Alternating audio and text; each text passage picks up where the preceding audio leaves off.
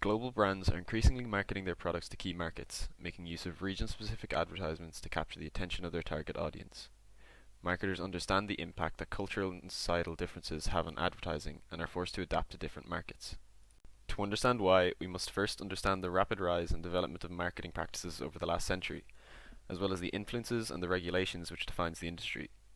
Additionally, focus will be placed on the effects that cultural differences have on the marketing strategies and advertising in a given region or nation, with reference to some of the most popular and influential marketing campaigns around the world. In the modern days of social media marketing and in raising awareness of the imperfections in our society, companies are being held far more accountable for their actions than ever before. Global brands such as Pepsi and Nike have been embroiled in controversy with their ad campaigns and actions in recent years. Recently, Nike was found to have been using sweatshops on their supply line, where workers suffered human rights abuses and was immediately followed by consumer boycotts on the company's products. While Pepsi was seen as tone deaf and received backlash for its advert with Kendall Jenner, which aired followed protests against police killings and brutality. To understand the anatomy of modern marketing culture, we have analysed its largely American roots, as well as how they are related to cultural contexts and the marketing traditions of other countries. American marketing has been shaped by historical and cultural landscapes, where companies focus on building a brand culture. In doing this, they can portray the qualities that consumers like to see in brands they buy and see as desirable for one reason or another. American ad campaigns commonly focuses on traditional American values such as life enjoyment, personal success stories, cost savings, and individualism. Luxury brands such as Ralph Lauren and Tommy Hilfiger portray images of self-made men and women and combine these values with patriotism to create what is referred to as the American way of life. It really is an honor and a privilege to be working with Ralph Lauren to dress America's athletes for probably the most prestigious sporting event in the world.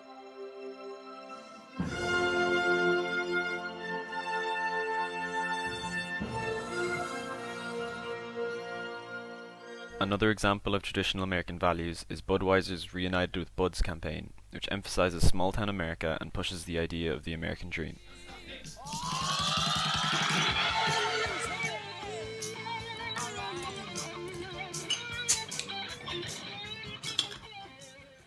On the darker side of advertising, historically ethnic stereotypes and American racial biases are reflected in marketing. Brands such as Aunt Jemima and Uncle Ben's drew upon racial stereotypes of a traditional mammy figure and a happy black cook for years. Not only does Aunt Jemima Light taste better than Log Cabin Regular, it's got more maple in it. With Aunt Jemima, now you're cooking. On a similar note, Frito Chips made use of ethnical stereotypes against Mexican Americans with their Frito Bandito mascot to sell products. And it wasn't until a lawsuit which claimed the brand defamed every American of Mexican heritage that the mascot was dropped. Golden either? Hey, maybe you like better some lead, huh? Citizens, protect yourselves. Never buy one bag of crunchy Fritos corn chips. Always buy two, and hide one for you. Who knows? There may be a Frito Bandito in your house. Both Europe and the US are perceived as Western, and have similar heritages, societies, and ideals. Yet differences in culture and regulations have shaped and changed the way in which marketing is approached. The most culturally similar European nation to the US is the UK, with a shared common language and where America and American business has had strong political, economic, and cultural influence. Despite the cultural similarities between them, the UK's approach to marketing differs from their American counterparts, as there are different and often stricter regulations put in place. In the UK, local advertising laws are seen as a gold standard, where enacted laws are more beneficial to consumers rather than corporations. An example of this would be the practice of product placement, which is commonplace in American films and on American TV. Oh, this is Diet Snapple? I know, it tastes just like regular Snapple, doesn't it? Fresh, delicious, tasty, meaty, turkey-filled, cold-cut combo. In Britain, consumers perceive this practice as tacky and has been outright forbidden on British TV since early broadcasting in the 1960s.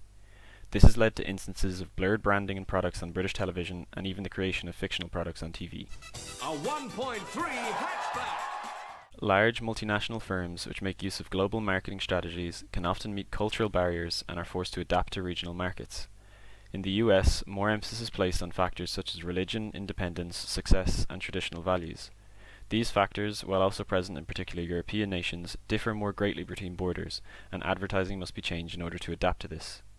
An example are German consumers who do more research than the average consumer and are more brand loyal and environmentally aware. It is for this reason that German consumers are seen as the most demanding consumers in the world, a hurdle which marketers must overcome when advertising in the nation. The initial drafting of the European Union's marketing laws drew upon US marketing law, but was adapted to the legal traditions of various member states, such as with the prior example of the UK. The EU's changes included stricter regulations on comparative advertising that unnecessarily identifies or falsely disparages a rival product. If these regulations were present in the US, it would have equated to far different marketing in the cola wars between Coke and Pepsi, and between rival brands like McDonald's and Burger King, who regularly make use of comparative advertising in their marketing campaigns. Hofstede's theory of cultural dimensions provides a framework for cross-cultural communication by quantifying 6 distinct cultural value dimensions unique to each country. In viewing the diagram, we can see how closely aligned the cultures of the US and the UK are, linked extremely closely in the dimensions of power distance, individualism, masculinity, and indulgence. Each of the 4 countries are shown to be highly individualistic cultures and are seen as low-context communication cultures, where communication is explicitly verbal and gets to the point fast, a factor which marketers must take into account when advertising in these societies. The 6 dimensions of Hofstede's theory are used to analyse the cultural differences between the United States and China. With the power of distance index, China scores high, which means that individuals approve of power inequalities. Americans score lower, which means that equality between individuals prevails. The second dimension is individualism versus collectivism. The United States score higher than China. The American society is more individualistic, whereas Chinese society is collectivist. It is seen that both societies are masculine and support values such as success, competition, and achievement. The fourth dimension is uncertainty avoidance. The USA has a higher score, which means that uncertainty is less accepted. China is more accepting of novelty and innovation. It is a society that adapts to uncertainty. The fifth dimension is long-term orientation. Chinese society scores the highest as it has a long-term vision and its priority is its economy and savings. The United States has a shorter-term vision and prioritizes traditions. Finally, the last dimension is leniency. The United States is more lenient than China. American society leaves more room for freedom and pleasure, unlike China, which is restrained by controlling desires. These cultural differences can be found in marketing and advertising. Chinese advertisements value values such as success, pragmatism, and saving. The style is indirect, and the role of men and women are differentiated. The American advertisements value traditional values, success, independence, pleasure, self-esteem, and religion. The style is more direct. A fundamental decision for all MNCs is whether their marketing strategy should be a one-size-fits-all or one that is adapted based on different cultural needs. This is known as global versus international marketing strategies. One company that has proven their quality with their adaptation and localization strategies is Coca-Cola. Their brand is known to over 94% of the world, as they have struck a perfect balance between global and international marketing. When based in the USA in the 1920s, they revolutionized Santa Claus into the image we recognize today, with Coke in hand. Coca-Cola were also among the first to market their drink alongside food, and is now found in restaurants everywhere.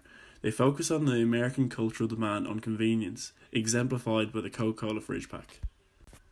A crisis in 1999 forced a reshuffle in the hierarchy and a new think local, act local approach to marketing. This increased their focus on local consumers' needs, and it required an understanding of each of these cultures to market effectively. This strategy is known to be glocal, as it struck a balance between the global and international marketing strategies.